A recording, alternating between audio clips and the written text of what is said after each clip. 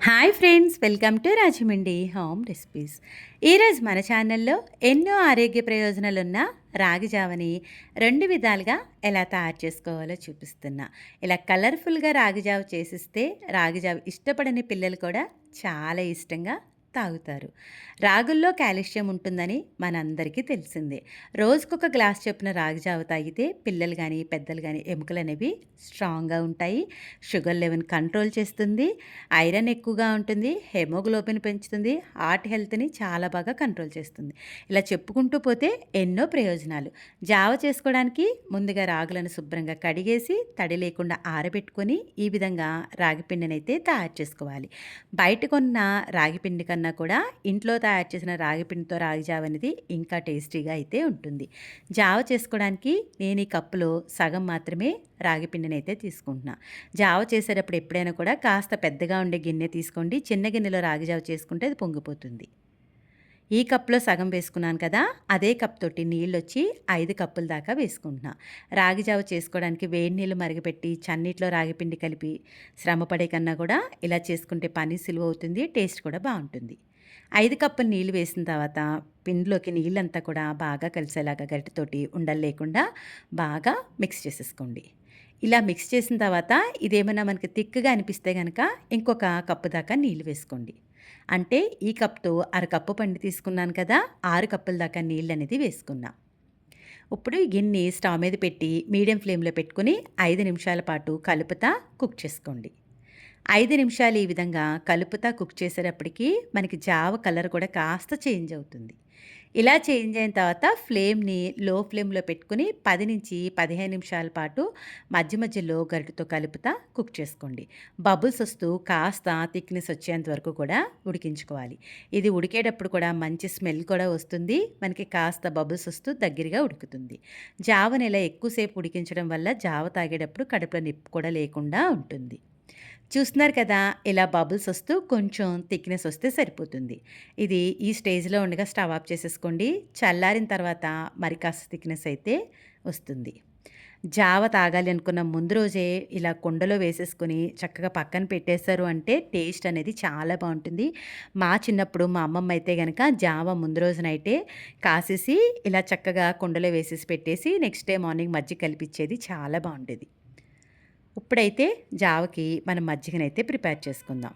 ఒక గిన్నెలోకి ఫ్రెష్గా తోడుపెట్టుకున్న పెరుగునైతే తీసేసుకోండి.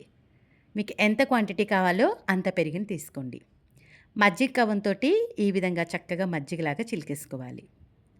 చిలికిన తర్వాత ఒక గ్లాస్ దాకా నీళ్ళు అనేది వేసుకోండి. టేస్ట్కి సరిపడా సాల్ట్ కూడా వేసుకొని బాగా మిక్స్ చేసేసేయండి. ఈ విధంగా మిక్స్ చేసేసి మజ్జిగనైతే రెడీ చేసి పక్కన పెట్టండి. జావ కూడా పూర్తిగా చల్లారిన తర్వాత మనం రెడీ చేసి పెట్టుకున్న మజ్జిగని ఈ జావలో వేసుకొని బాగా మిక్స్ చేయాలి. ఇలా అంతా బాగా మిక్స్ చేసేసుకోండి. ఇప్పుడైతే జావని నేను 2 విధాలుగా సర్వ్ చేస్తున్నానండి. మీకు ఎలా కావాలంటే అలా సర్వ్ చేసుకోండి. 2 వేస్లో కూడా చాలా బాగుంటుంది. ముందైతే రెడీ చేసి పెట్టుకున్న ఈ జావని ఇలా గ్లాస్లో వేసేసుకోవాలి. గ్లాస్లో వేసేటప్పుడు పైకంటూ వేయకండి, కొంచెం ఎలుతుండేటట్టుగా వేసుకోవాలి.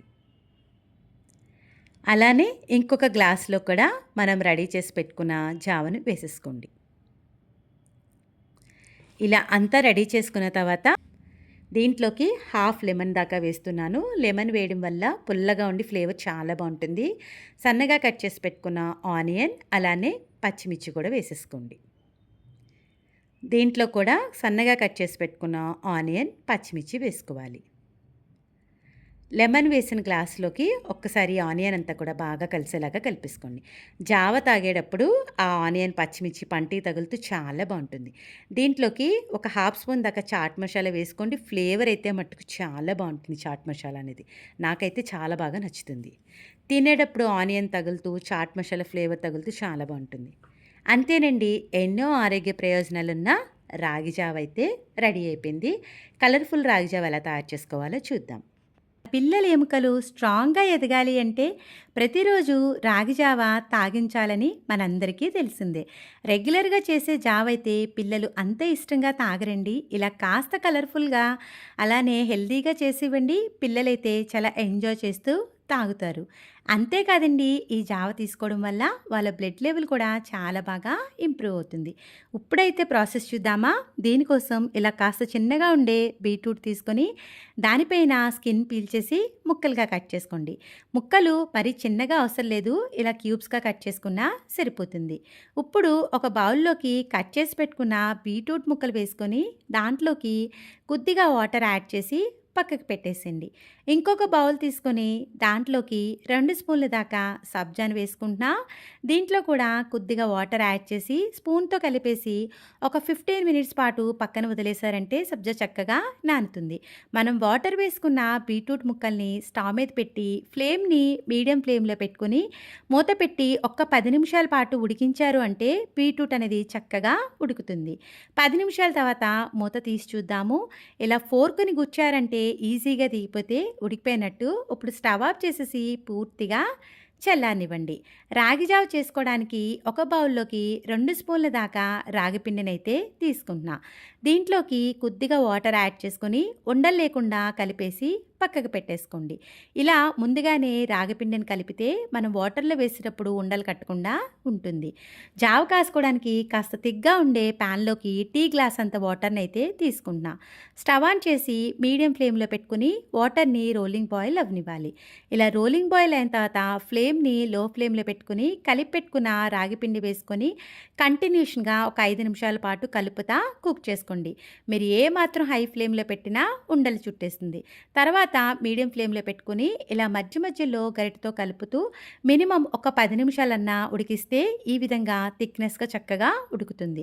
చూశారు కదా, రాగి జావ అయితే తిక్కగా ఉడికిపోయింది కదా, చక్కగా ఉడికింది కదా. మాల్ట్ అయితే రెడీ అయిపోయిందండి. దీన్ని స్టవ్ ఆఫ్ చేసేసి పూర్తిగా చల్లారనివ్వండి. ఇది పూర్తిగా చల్లారిన తర్వాత మాత్రమే మిక్సీ జార్లోకి యాడ్ చేసుకోవాలి. మనం ఆల్రెడీ రెడీ చేసి పెట్టుకున్న రాగి మాల్ట్ అంతటినీ కూడా యాడ్ చేసేసుకోండి. ఇలా వేసుకున్న తర్వాత మనం ఉడికించి పెట్టుకున్న బీట్రూట్ ముక్కలు మాత్రమే వేసుకోండి. దాంట్లో ఉన్న వాటర్ని అయితే ఇప్పుడు యాడ్ చేయొద్దు. ఓన్లీ ముక్కలు వేసుకున్న తర్వాత దీంట్లోకి ఒక హాఫ్ గ్లాస్ దాకా మిల్క్ మాత్రమే వేసుకుంటున్నా. హాఫ్ గ్లాస్ అనేది పక్కకు పెట్టేస్తున్నా. ఇది కాస్త స్వీట్నెస్గా ఉండడానికి, హెల్తీగా ఉండడానికి డేట్స్, జీడిపప్పుని వేసుకుంటున్నా. ఒక స్పూన్ దాకా షుగర్ వేసుకుంటున్నా. షుగర్ ప్లేస్లో మీరు హనీ అనే యాడ్ చేసుకోవచ్చు. మూత పెట్టేసి గ్రైండ్ చేసేసేయండి. చూడండి, ఇది గ్రైండ్ చేసేటప్పటికి మనకి కాస్త థిక్నెస్గా ఉంది కదా. దీంట్లోకి మనం పక్కన పెట్టుకున్న హాఫ్ గ్లాస్ మిల్క్ని కూడా యాడ్ చేసేసుకుందాం.